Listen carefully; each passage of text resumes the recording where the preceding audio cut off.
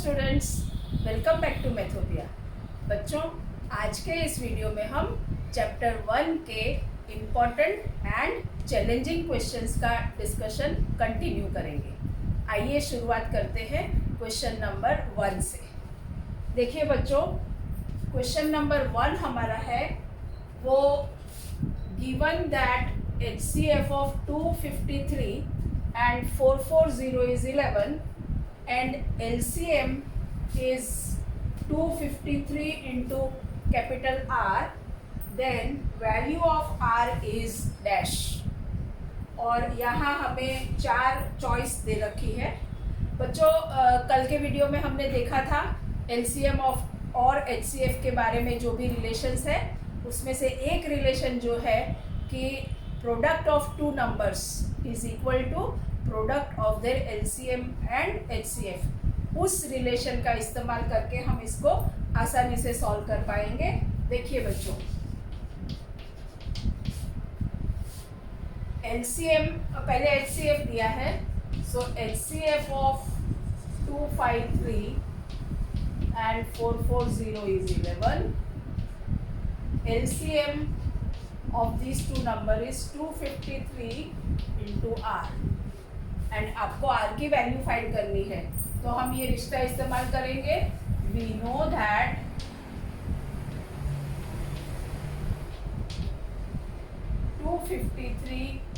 into 440 is equal to LCM of 253 into 440 into HCF of 253 into 440।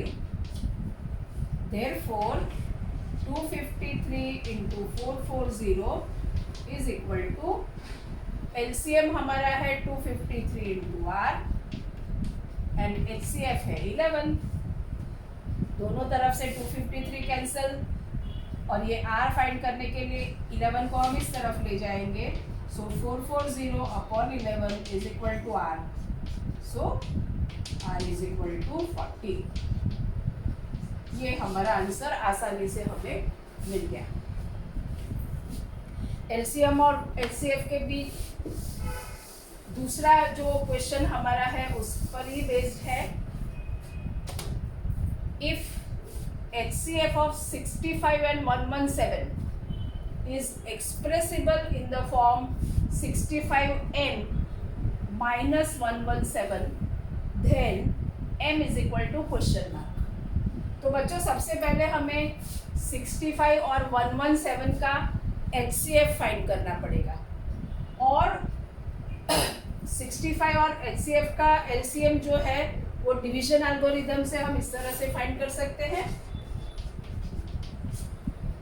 117 divided by 65, सो 1 से divide करेंगे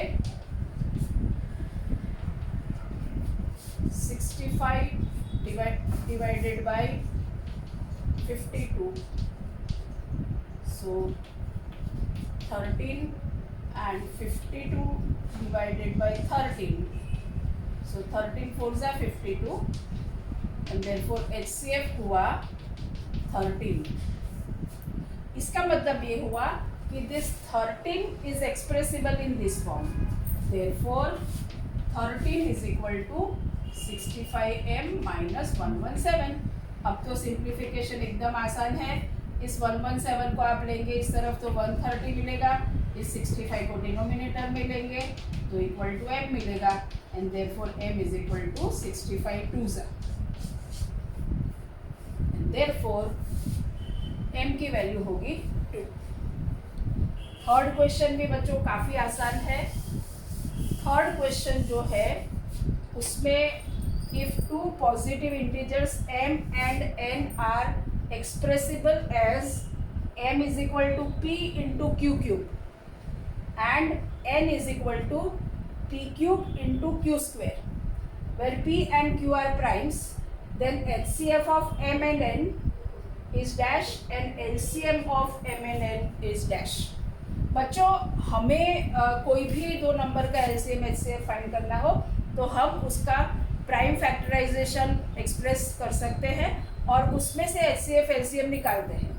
यहाँ हमें general form में P और Q के टर्म्स में प्राइम फैक्टराइजेशन दिया है, तो उससे कोई ज़्यादा डिफरेंस नहीं बनता है। आराम से हम HCF LCM निकाल सकते हैं। देखिए बच्चों, M is equal to P cube and N is equal to P cube Q square. अब हमें ये पता है कि जब हम HCF लेते हैं प्राइम फैक्टराइजेशन में, तो हमें दो बातों का ध्यान रखना पड़ता है। एक तो हम ऐसा फैक्टर सिलेक्ट करते हैं जो दोनों के एक्सप्रेशन में आता हो और उस फैक्टर की मिनिमम पावर लेते हैं। सो यहाँ पर HCF MN जो है उसमें देखिए, अब P दोनों में आ रहा है, लेकिन P की यहाँ पावर 1 है, यहाँ 3, और HCF में हम मिनिमम पावर लेते हैं। सो P की 1 पावर वाली टर्म लेंगे। Q जो है यहाँ पर भी है, यहाँ पर भी है, लेकिन उसमें भी हमें मिनिमम पावर लेनी है। सो 2 और 3 में से 2, यानी कि P Q स्क्वायर हमारा जो है MN का HCF बन जाएगा। और LCM की अगर हम बात करते हैं तो LCM में हमें पता है कि हमें दोनों में से किसी भी एक के एक्सप्रेशन में हो तो उसको भी ले लेना पड़ता है, मतलब ऑल दी प्राइम्स हमको लेना पड़ता है विथ देयर मैक्सिमम पावर। तो अब P की अगर बात करें तो P यहाँ पर भी है, मतलब एक जगह है तो लेना ही है। सो लेकिन हाईएस्ट पावर, सो यहाँ 1 है, यहाँ 3 है, सो P क्यूब यानी कि हाईएस्ट पावर लेंगे, और यहाँ भी Q में से 3 is the higher power, so cube लेंगे। सो LCM हमारा जो है वो P क्यूब Q हो जाएगा और HCF P into Q square. So difference सिर्फ यहाँ बच्चों ऐसा इतना ही है कि नॉर्मल केस में हमारे पास कुछ नंबर्स होते हैं in place of P and Q। यहाँ पर प्राइम फैक्टराइजेशन जो है वो P और Q के टर्म्स में दिया है, तो नॉर्मल हम जिस तरह से LCM HCF फाइंड करते हैं उसी तरह से फाइंड करना है। ओके, अब हम क्वेश्चन नंबर 4 को लिखना पड़ेगा।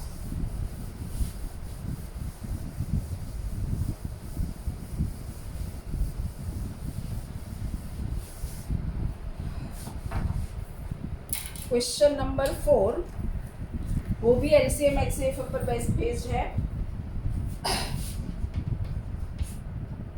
If the LCM of A and 18, if the LCM of A and 18 is 36 and HCF of A and 18 is 2, then A is equal to dash। Options आपको दिए हैं बच्चों,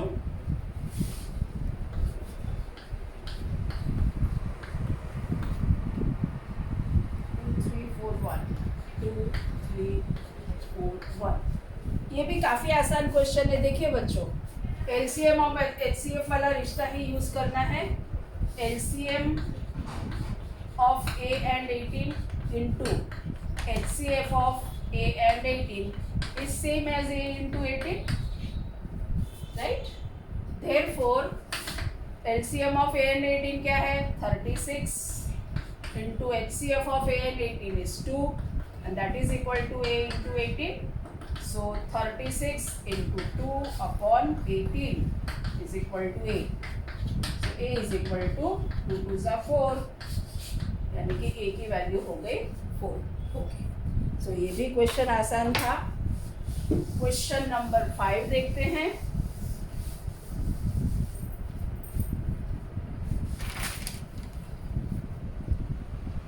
ये अच्छा क्वेश्चन है, देखिए।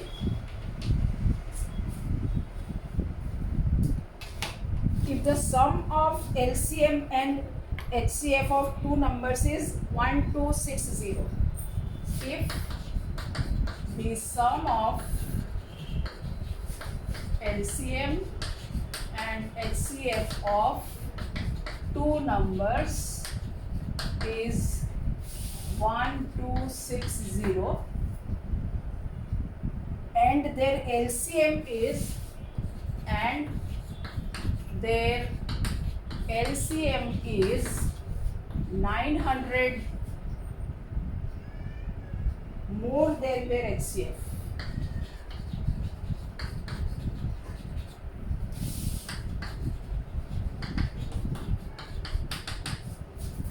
फाइंड क्या करना है? Then the product of two numbers is dash. Then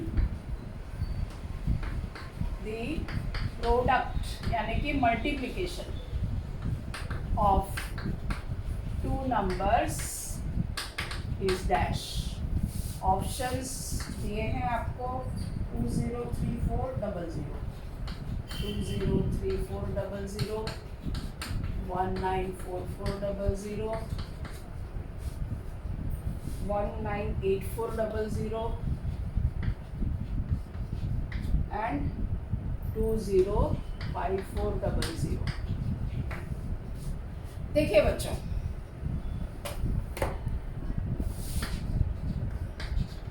suppose हम LCM को L, suppose LCM is equal to L and HCF is equal to H.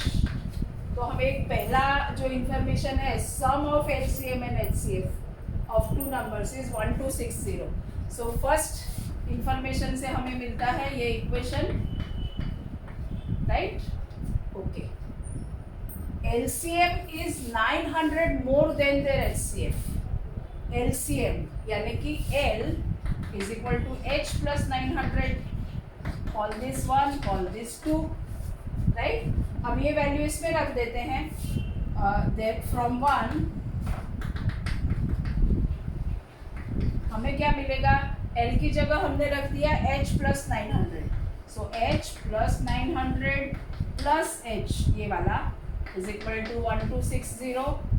Therefore 2H plus 900 is 1260. Therefore 2H is equal to 1260 minus 900, so 360. And therefore H is equal to 180. आपको मिल गया. अब यहाँ H की value, so again from 1 या 2, now from 2 क्या मिल जाएगा? L is equal to H plus 900, that is 180 plus 900 and that is 1080. बस अब L और H की वैल्यू आपको मिल गई.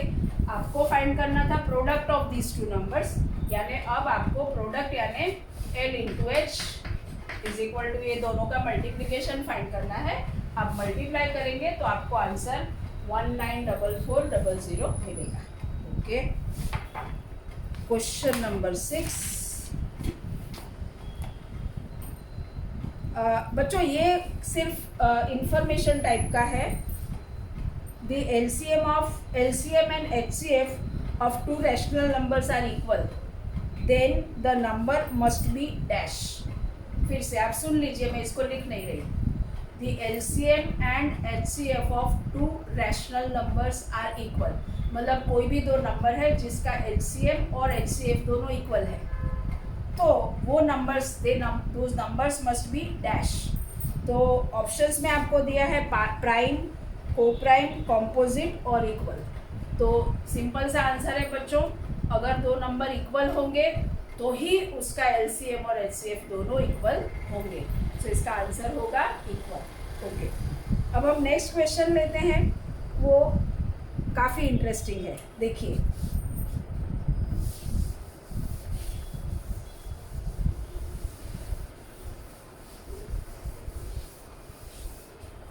अभी जो हमने समझा वो क्वेश्चन नंबर 6 था. सो this is now question number 7. If n is any natural number, if n is any natural number, then 6 raised to n minus 5 raised to n ends in dash. Always ends with. Okay. Always ends with dash, और उसमें options है आपके पास 1 3 5 7। बच्चों ये काफ़ी interesting question है, और इस एक क्वेश्चन के जैसे आपको कई सारे क्वेश्चंस पूछे जा सकते हैं। देखिए, पहले आप ये समझ लीजिए, इसको जो आंसर करना है उसके लिए अगर आप 1 की बात करेंगे तो 1 raise to n always ends in 1। Ends in 1 यानी उसका जो रिजल्ट होगा उसका यूनिट डिजिट। ओके, अगर आप 2 रेज़ टू n की बात करते हैं तो 2 यूनिट डिजिट 2 की पावर अगर 1 है तो यूनिट डिजिट 2 होगा। 2 की पावर 2 है because n is any natural number, right. So 2 की पावर 2 है तो यूनिट डिजिट 4 आएगा। 3 है तो यूनिट डिजिट 2 क्यूब 8 आएगा। 2 रेज़ टू 4 है तो 16 यानी यूनिट डिजिट 6 आएगा। और फिर 5 है, 2 रेज़ टू 5 इज 32। सो ये फिर ये 2 4 8 6 2 4 8 6 साइकिल चलती रहेगी। अगर 3 रेज़ टू n की बात करते हैं तो 3 raise to 1 is 3, 3 raise to 2 is 9, 3 raise to 3 यानी 27, सो यूनिट डिजिट 7, और 3 raise to 4 81, so unit digit 1। इसमें भी ऐसा होगा कि 3 रेज़ टू 5 में फिर से आपको 3 रेज़ टू 6 में 9, 3 रेज़ टू 7 में 7, और 3 रेज़ टू 8 में 1। इस तरह से साइकिल रिपीट होती रहेगी। So 3 raise to n will always end in this. Okay, 4 raise to n की अगर बात करते हैं तो इट विल एंड इन 4 और 6। 5 raise to n and 6 raise to n दोनों की अगर बात करते हैं तो इसमें 5 और 6 के अलावा और कोई नंबर नहीं आता है। What ever is the power of value of n, मतलब आप 6 की कोई भी पावर ले लीजिए, उसका यूनिट डिजिट हमेशा 1 रहेगा। अगर 7 की बात अगर करते हैं तो उसका भी 3 के जैसा है, उसमें 7 9 3 1 इस तरह से साइकिल रिपीट होती रहेगी। 8 की बात करते हैं तो 8 में 2 की तरह 8 4 2 6 इस तरह से साइकिल रिपीट होती रहेगी। और 9 की अगर बात करते हैं तो 9 1 9 1 9 1 यानी ये 2 डिजिट रिपीट होते रहेंगे। अब देखिए बच्चों, हमें फाइंड करना है 6 raise to n minus 5 raise to n। तो whatever is the value of n, unit digit 6 raise to n का हमेशा 6 होगा और 5 रेज़ टू n का हमेशा 5 होगा, और इसलिए 6 raise to n minus 5 raise to n will always end in 6 minus 5 is equal to 1। ये तो बच्चों आपने इस तरह से आंसर कर दिया। अब अगर आप ऑब्जर्व करते हैं तो मतलब what ever is the power value of n, unit digit equal हो, ऐसे ये 3 नंबर है 1 5 और 6। सो अगर आपको ऐसा कहा जाए कि 6 raise to n minus 1 raise to n will end in what, तो आपका आंसर रहेगा 5। अगर 5 raise to n minus 1 raise to n will end in what, तो 5 माइनस 1 यानी 4। अब एक और इम्पोर्टेंट क्वेश्चन इससे हम समझ सकते हैं। देखिए बच्चों, अगर आपको ऐसा कहा हो कि if n is any natural number के बदले ऑड नेचुरल नंबर, राइट, और 9 raise to n minus 6 raise to n will, हाँ यहाँ ही लिखते हैं ना, तो 9 raise to n minus 6 raise to n will end always end in what. देखिए बच्चों, n ऑड लिया है यानी कि ऑड प्लेसेस पे हमेशा यूनिट डिजिट क्या है 9, so this will always have the value 9। और 6 में अगर आप देखते हैं वो तो ऑड या इवन 6 ही होने वाला है, so 9 raise to n when this is odd it will end इन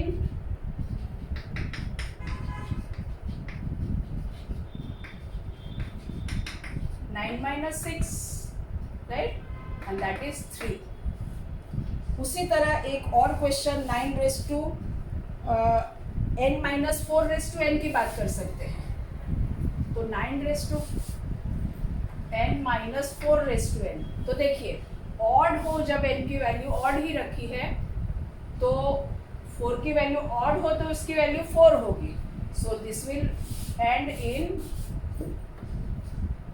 5। तो बच्चों, अगर आप यूनिट डिजिट का इस तरह से आपके पास आइडिया हो तो इस तरह के कोई भी क्वेश्चन आप आंसर कर सकते हैं। ठीक है, okay. Now question number 8।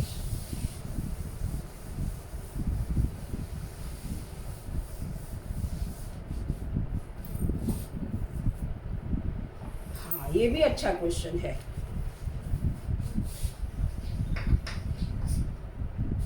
The smallest natural number by which the smallest natural number by which 1/3 should be multiplied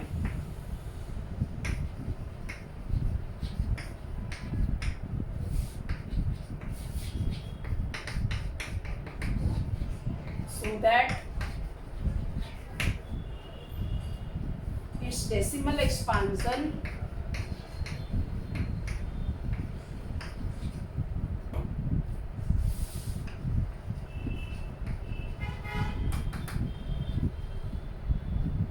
terminates after one place of decimal. Terminates after one place of decimal.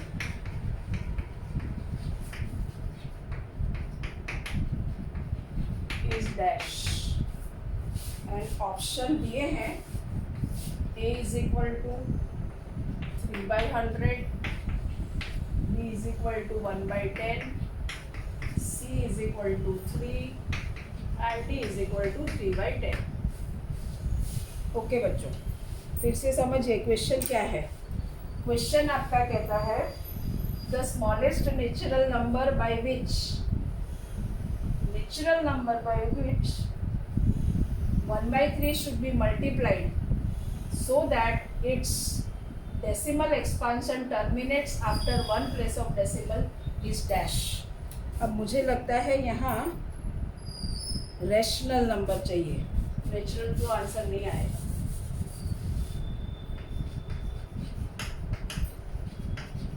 इसमें से नहीं मिलेगा। Okay, ठीक है, solution देखते हैं बच्चों। Suppose such number is a/b, right. मतलब a/b ऐसा नंबर है जिसको हम 1/3 से मल्टीप्लाई करते हैं तो रिजल्टिंग नंबर का डेसिमल एक्सपांशन जो है वो वन प्लेस ऑफ डेसिमल के बाद टर्मिनेट होगा। Okay, that means therefore decimal expansion of a/b into 1/3 will terminate after one place of decimal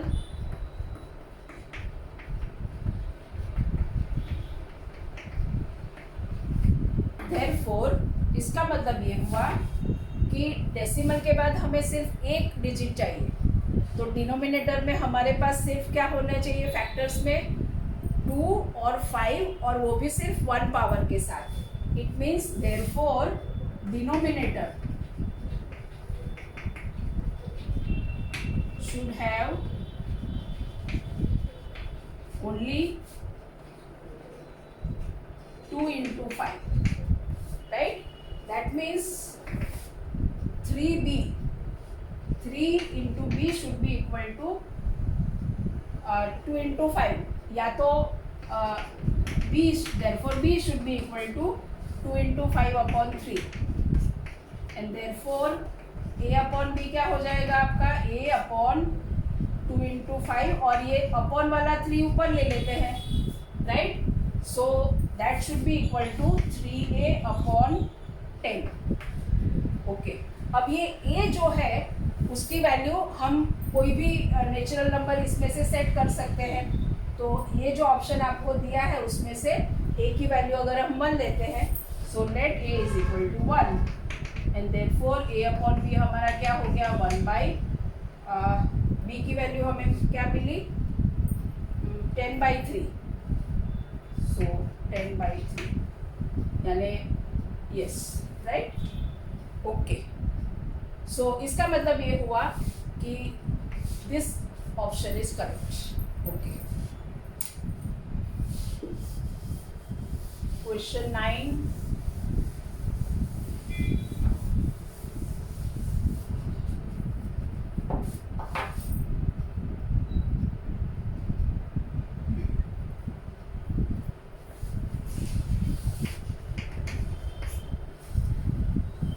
Of the 4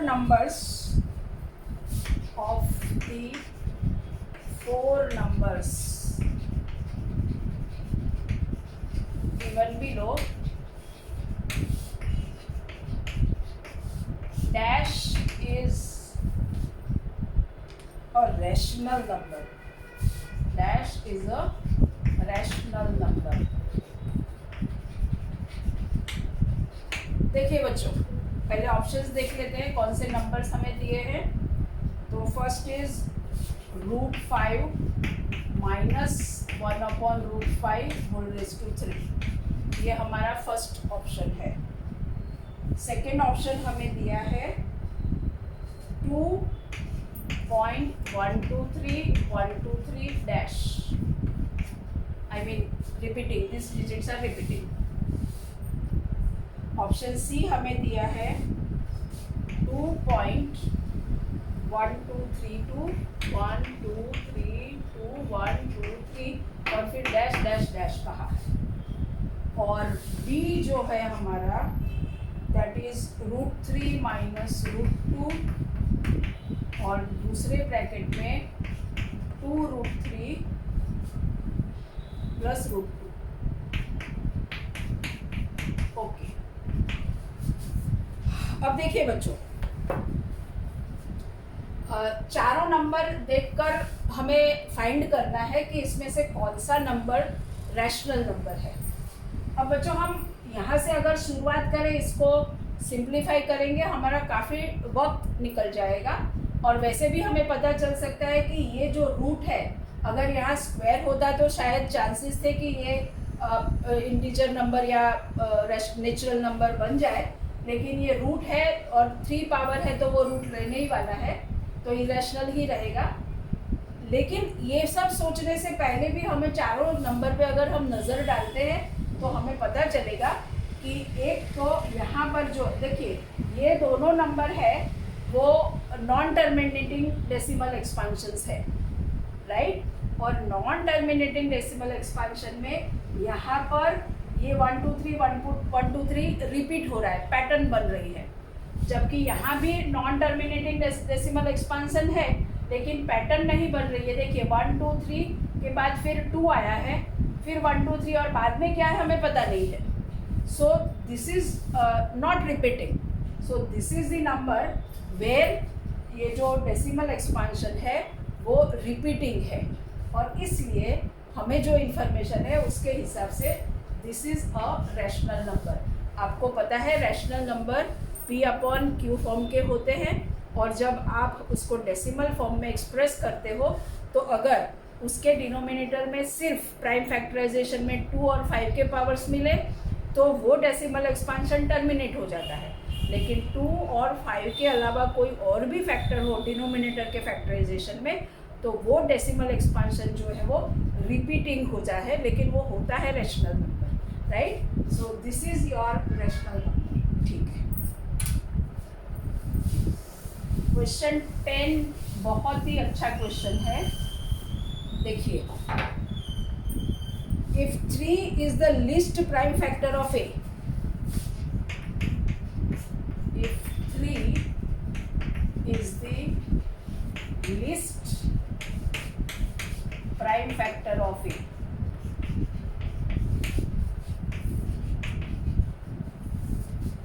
and 7 is the least prime factor of b.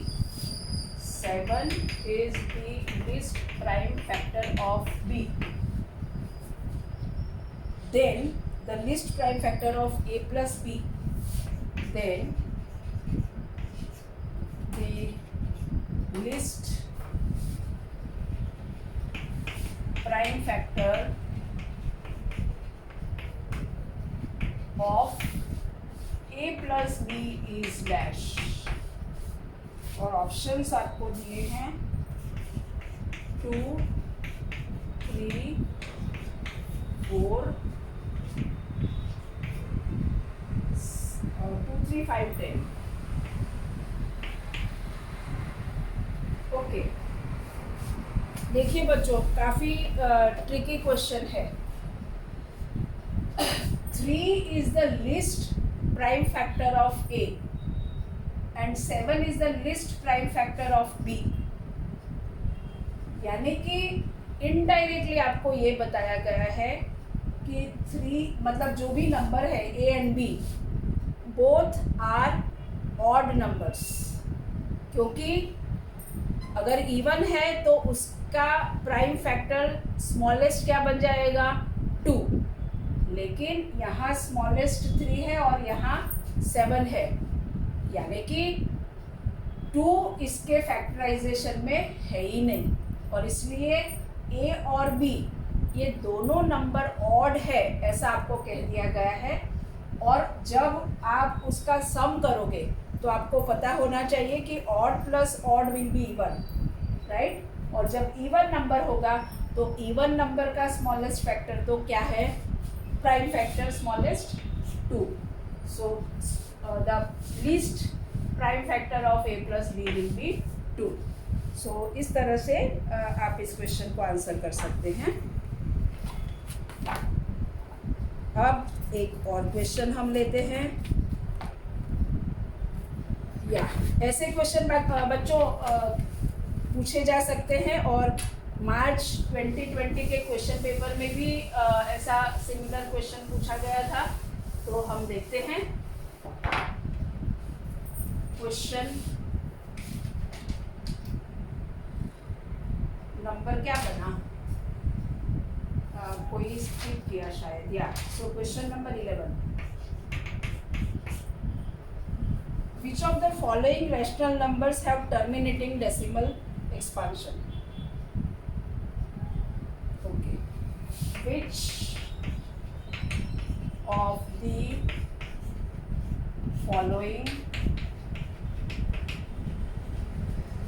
numbers have terminating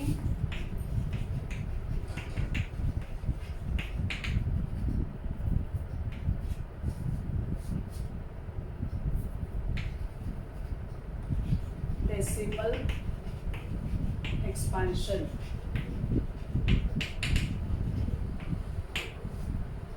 अब बच्चों पहले तो हमें numbers दिए हैं और बाद में ऑप्शंस दिए हैं. तो our first number is 9/225. Second number is 5/18. Third is 2/21, and fourth is 7/250. और अब आपके ऑप्शंस दिए हैं 1 and 2. सेकेंड ऑप्शन है आपका 2 and 3.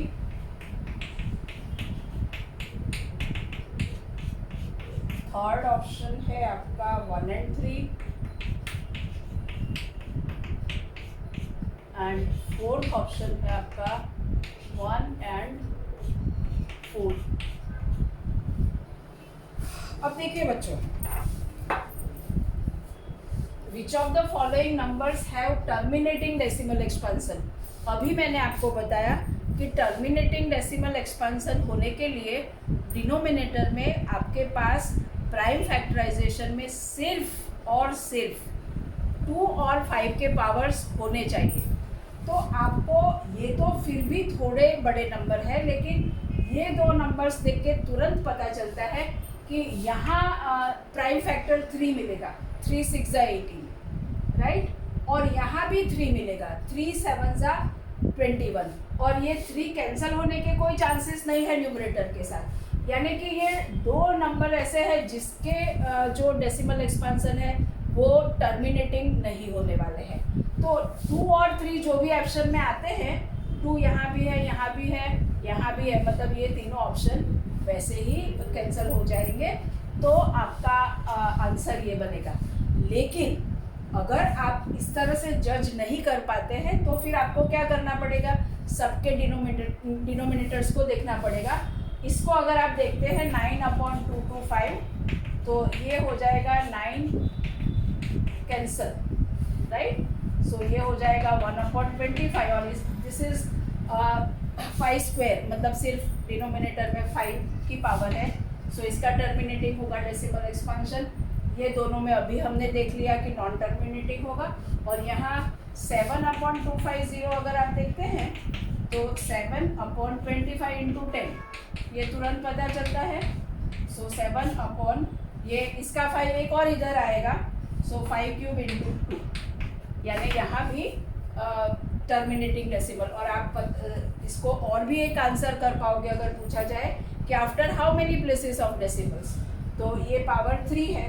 So after 3 places of decimal the expansion will terminate. और इस केस में आप देखेंगे तो ये हो जाएगा 1/5 स्क्वायर, राइट। और हमारा जो मेथड है उस हिसाब से हमें ऊपर नीचे दोनों जगह 2 स्क्वायर से मल्टीप्लाई करना पड़ेगा। सो नीचे 10 स्क्वायर, सो ये हो जाएगा 4/100 एंड दैट इज 0.04, यानी कि it will terminate after 2 places of decimal. पूछा नहीं है, लेकिन ये आपकी इंफॉर्मेशन के लिए ऐसे क्वेश्चन पूछे भी जा सकते हैं। ठीक है, अब एक और क्वेश्चन लास्ट करके हम आज का काम खत्म करते हैं। ओके, वो भी अच्छा क्वेश्चन है।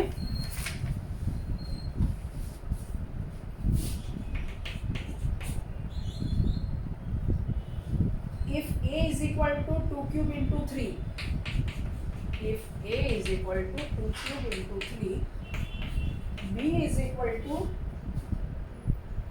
2 into 3 into 5, and C is equal to 3 raised to n into 5. Okay, और LCM of A, B, C, A, B, C is equal to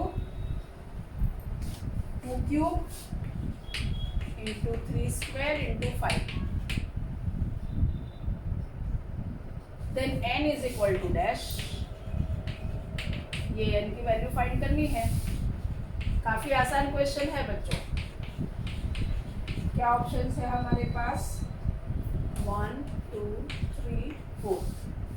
okay, देखिए बच्चों, A is equal to 2 cube into 3, B is equal to 2 into 3 into 5, and C is equal to 3 raised to n into 5, और LCM is equal to 2 cube into 3 square into 5।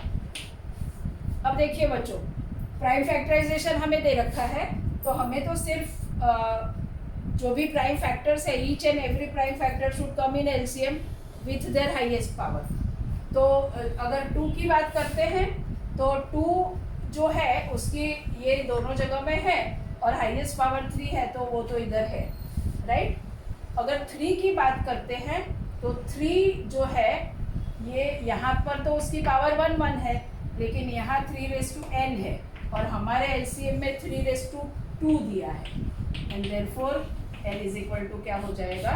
2, right. So n की value होगी 2। इस तरह से आप n की value find कर सकते हैं। तो बच्चों, अभी और भी क्वेश्चंस है, लेकिन आज के लिए हम इतना ही रखते हैं। मिलते हैं नेक्स्ट वीडियो में और इम्पॉर्टेंट क्वेश्चंस के साथ। जब तक ये क्वेश्चंस और ये वीडियोस आप अपने फ्रेंड के साथ शेयर करें।